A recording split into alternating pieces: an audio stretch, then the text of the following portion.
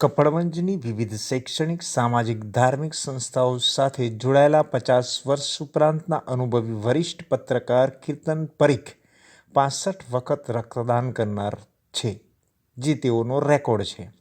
કીર્તન કે પરીખ 75 વર્ષ તેમના પૂર્ણ થયા.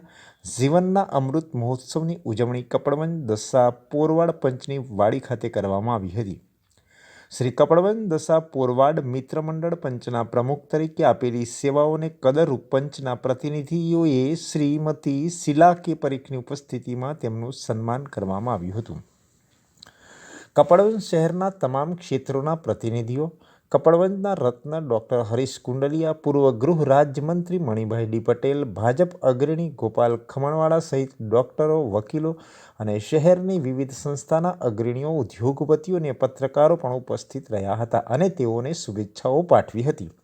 આ પ્રસંગે ઇન્ટરનેશનલ ફિલ્મ સંગીત કલાકારો આકાશ શર્મા, કલાવૃંદ સુગમ સંગીતના ભાલચંદ્ર શુક્લ અને શિલ્પા પંડિત, સોનલ ગજ્જર, ધર્મેશ પરીખ, તબલા વાદક નિમેશ પરમાર અને પ્રસિદ્ધ વાયોલિન વાદક કમલેશ ઝાલા પણ ઉપસ્થિત રહ્યા હતા.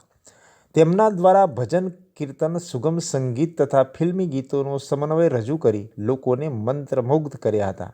શહેરની સંસ્થાઓના પ્રતિનિધિઓને પણ તેમની સ્મૃતિચિહ્નો એનાયત કર્યા હતા.